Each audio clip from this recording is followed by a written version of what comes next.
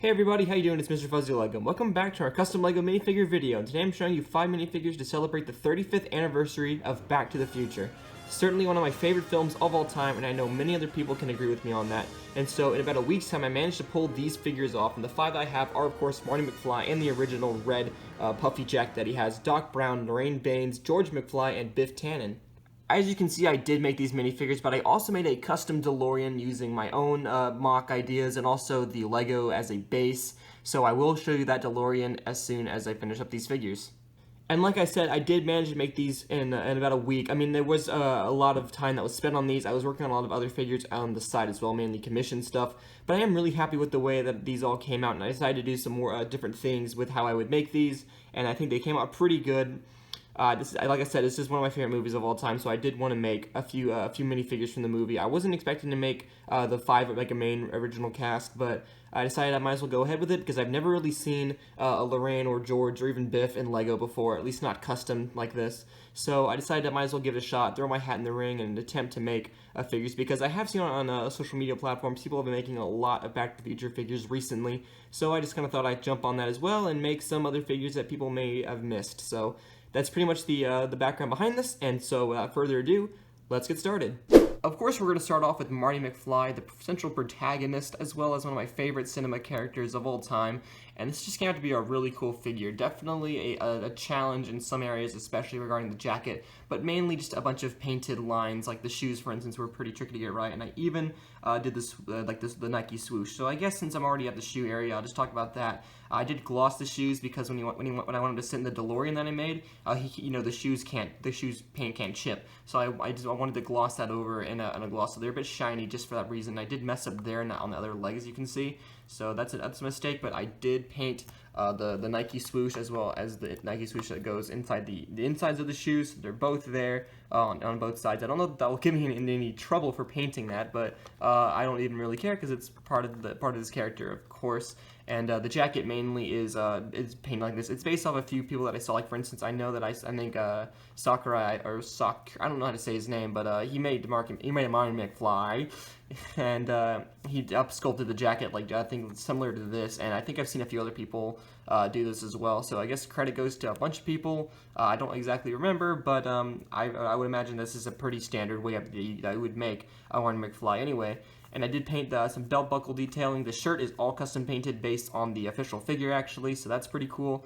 And he's even got these three-dimensional wrists that go around his arms, as well as the watch. The watch is painted in there, basically how I think that a watch would look in Lego. And if you go to the back, I did see that I did sculpt the back of the jacket as well to give it that puffy effect.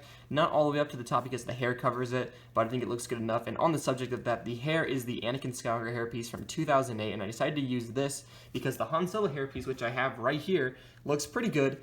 I dropped it. Yay. Okay, it looks pretty good, but I think it's more of a Back to the Future 2 Marty McFly hairpiece. I think that Back to the Future 1, he had a bit more crazy-looking hair, especially in the very early parts of the movie. I don't know why I said season. I'm so based on talking about shows, I guess. But I think it's more flowy and more just teenager, cartoonish, crazy hair. So I decided to use this hair instead. I think it looks a bit more accurate for the first Back to the Future Part 1. And if I ever decide to make maybe minifigures from the other sequels, I'll definitely use the Han Solo hairpiece as for Marty's hair. But for right now, this looks really good. And of course, I did use the Marty McFly head for both sides of both sides, but the facial expressions are because they're perfect and capture a great likeness. And I think that's about it. I went over a lot of detail in this figure, but I think that's it. There's also some detail in the jacket, and yeah, it's about it for Marty McFly. So let's go on to the next figure. The next figure up, of course, is Dr. Emmett Brown, the fantastic character played by Christopher Lloyd, and honestly, this is one of my favorite figures I've ever made, because it's so clean, and it's really a test of my line painting skills. I mean, I'm not the best, but I can manage to paint some decent lines if I really try hard. So you can see that there is like some painted, like the lines down here, like on the shoes, for instance, are all like pinstriped, and that was really hard in different brown colors. So that was cool. And he's also, the biggest line is, of course, the shirt, which is just a bunch of lines. None of them are perfect, but I think they look pretty good and represent what they're supposed to do. It's like his shirt has like all those squiggly pattern things on it, But that's what I managed to do. And honestly, yeah, I said honestly twice, but I did make Dr. Emmett Brown in his 1955 weather experiment, I guess, outfit, or the back in time outfit, I suppose. Because I've seen a lot of figures of Dr. Emmett Brown where they make him, I keep saying Dr. Emmett, but they make Doc Brown in the radiation suit in the beginning of the movie. And honestly, that is a very iconic design. And I just noticed I said honestly again. But I wanted to make my figure in an outfit that I thought was more special to me, and that's this outfit, because I think it's just one of the coolest scenes in the movie whenever the whole clock tower sequence is going on, and I love this outfit. So I did paint this jacket and the cuffs around it. He's even got the gloves that he wears with these cuffs, which are the tops of Lego heads. I believe that was the Moose Figs that came up with an idea like that, but I don't know. I just know that he used them, so I used them myself, so credit to that.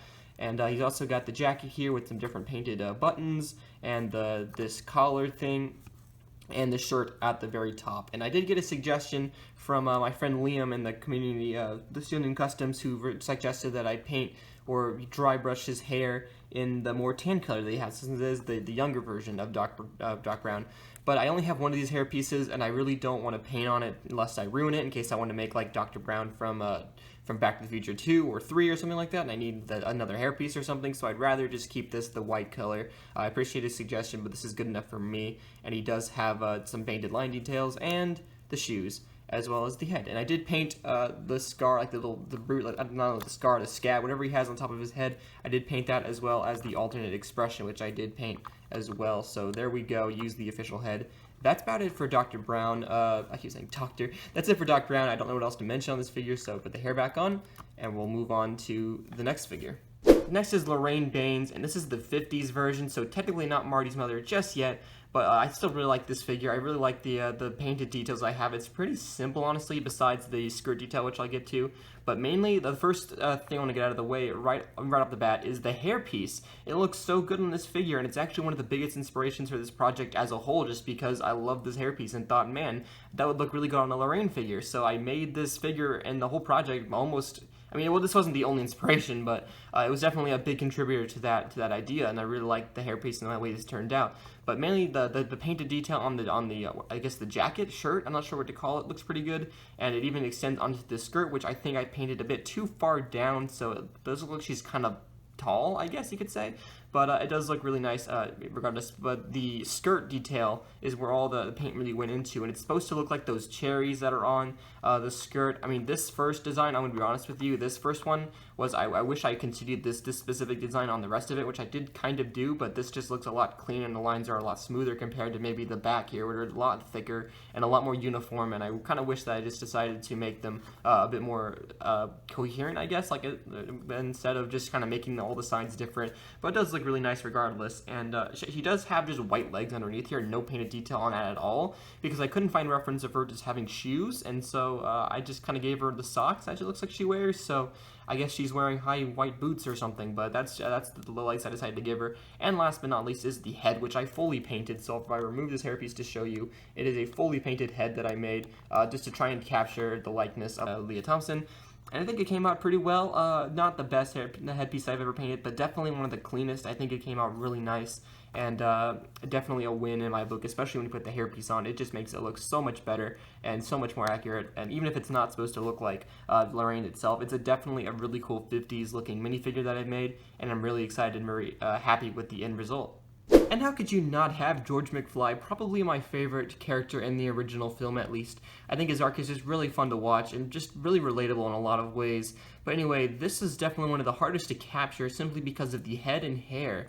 And the head I mainly just tried to base off of the Chandler Bing head. In fact, I did paint this one. It's not the one I ended up using, but here's my painted head that I tried to make. Pretty much not exactly trying to capture the Chandler head, but especially the mouth I think looked really good on it, so I tried to make it that look similar to this. And I just think this looks really good. I dropped it like all things that I drop, but it looks really good. But I just think that if I was gonna replicate the head, why not just use the head itself? So I do have the Chandler Bing head on him. Maybe not the perfect likeness for the actor Crispin Glover. However, I think it looks really good regardless, especially the mouth and maybe the eyebrows as well. It just came out really good. But the hairpiece, I don't remember what it's called specifically. It's like that comb-over hairpiece. It does look really goofy from this angle, but from this angle you can really start to see George McFly in it, I think. I sanded off the sideburn that he has, because he does have like one on this side because it's a comb-over, and on the back it even has that triangle-looking thing that it has, so that's totally accurate and really happy with it. But it's just that wavy comb-over hairpiece, and I just kind of modified it and sanded this area down so it was a lot more smooth and more, just kind of go slope down, which I think played a big role making this look really cool. But the torso and the rest of the figure is based off of the sequence whenever it's the sequence before the big chase scene at the diner.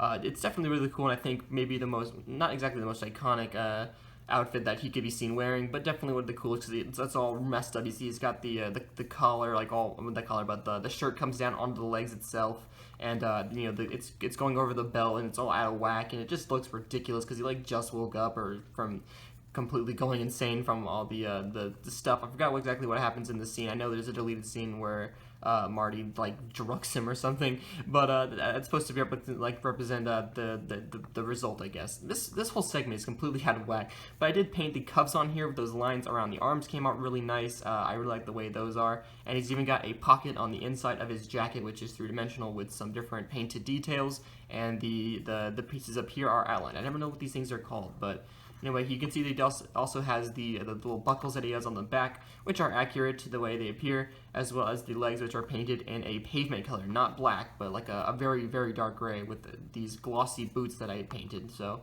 that's it for George McFly. I wouldn't say he's my favorite minifigure out of this bunch. That probably would either be Doc or Marty, but definitely third or third probably favorite. So that's it for George McFly. And last but not least is the classic, lovable Bert Tannen, and I'm going to say I'm so thankful I made him in this outfit rather than the outfit I was originally planning. It was the red jacket that he has in the beginning of the movie whenever Marty goes into the diner. I'm so glad I decided to make him in this one, and I found a reference for this outfit, which is the jacket he wears at the dance primarily, but also the jacket that he has on during the diner scene that I just mentioned with George McFly. So it's definitely probably his most iconic outfit, and I'm so glad I decided to do this one. Originally I was deciding against it because I thought there were too many gray looking minifigures in this. Like Doc Brown has a bit of a dark, like a gray brown outfit, and George McFly has a brown, gray jacket. But I just decided it doesn't really matter because this looks so good. And so these lines are really painted to be thick. For some reason, the paint on this torso is just really hard to get on, and so that meant painting the gray lines really thick specifically. So that's kind of a bummer, but I think it just came out looking really cool regardless, because now it looks like there's more style to it. And kind of looks like it's more embedded into the fabric, as I guess you could say. But he does have the jacket up here with the different painted details on the top that goes onto the inside of the head, or the inside of the top of the thing, top of the torso. My bad, I'm having trouble speaking today for some reason. And the legs are dark blue legs with a belt painted there. Kind of hard to see, but it is there, tucking in like underneath the shirt. You can kind of see in some angles. And the shoes are also painted like a brown with the cuff that goes around the jeans, which looks pretty cool. And definitely my favorite part is the head, which I fully painted. Actually, it looks really clean on camera specifically for some reason, but I fully painted this head. The eyebrows are based off of the Funko Pop, I believe, because it was so hard to get this the head right for some reason. I was considering using a Han Solo hairpiece that I modified and a few other additional head pieces, but I decided to use this one that I fully painted, which I think came out really good. It's mainly those eyebrows, and I think this line on the mouth that really make it look just like Tom Wilson. And I did decide to use this hairpiece because it was another tricky task. What hairpiece was I going to use for the figure? And it's a Superman hairpiece with the sides completely sanded down. Like they're still there, obviously, but they're really tight on the head there. I sanded them down a lot to make it like it was flesh on the head and just looked really smooth against it. So that's a pretty nice addition, and honestly a good hairpiece for this figure. So one more 360 before we move on to the DeLorean. That's about it for these minifigures, so let's go ahead and go to the DeLorean, like I just said. And of course we have what is highly regarded as an actual character itself, the time-traveling DeLorean. And how could you have a Back to the Future themed video without a DeLorean? So this is a custom DeLorean that I built. It's based off of, I just kind of freehand built it, but I also used the Lego version as a base, so I guess the credit for this goes out to the original designer, and I think it came out pretty good. I'll get these figures out of the way so we can show you more of the build related first. So when you really look at this, you can really see some of the influences of the official Lego version, like these the windshield pieces, the way the doors actually open up also are pretty are based off of that as well as all these tube pieces, which came out really cool as well. But if I turn this around, you can see on the front of it, it does have some of the more basically the way the Lego built it itself, with the headlights and the ring around here. It's also got some detailing around here, as well as some of the other detailing. You know, back here it has more of the detail with pretty much all of this back here is pretty much based off of the Lego version. You can really see influences right here of these like binocular pieces acting as the few pieces. I'm not sure what they're called, the tube thingies. But yeah, the wheels are also based off the way the Lego version is, so it does roll like this, of course. And I even built a custom interior on the inside, which is different from the Lego version itself. So if I open this up, I'll show you the interior here. You can see it's got some different, some like the pieces, like the keypads, and it's got some even seat detail, is like this green thing. In fact, there's also a custom flux capacitor inside there. It's just like a window with a yellow like rod piece. I don't really have the official tile, of course, or the window piece that is official, but that works for now. It's also got a seat on the back here for another minifigure to sit. It's got the time circuit thing right here, which is like the little lever thing. And if you look on this side, it's got the time circuits itself, like the board, which is just like a Lego piece, not exactly official. As you can tell, I don't really have the official set, so I just kind of work with what I've got. It's also got the steering wheel and some more like a keypad right there to input your destination and where you plan to go. Well, since I have this up already, I'll show you the back of the DeLorean. Also has some some details that are the official Lego pieces as well that look pretty nice. You can see. And the great thing, so there's no Mr. Fusion because this is the original, so no Mr. Fusion is not existing yet, so there's the original. Also, these are built a different way from the official version as well, like the giant pieces on the back, which look really cool. And so this thing can, of course, roll just like this. You can see the wheels going. It's driving. These do catch a bit of the time, but as long as you're just careful with it and don't move it crazily fast, it should be fine. So let's give it another shot here. You can just roll it, and this side as well, just drive. So anyway, I will show you the interior and put the minifigures inside right now.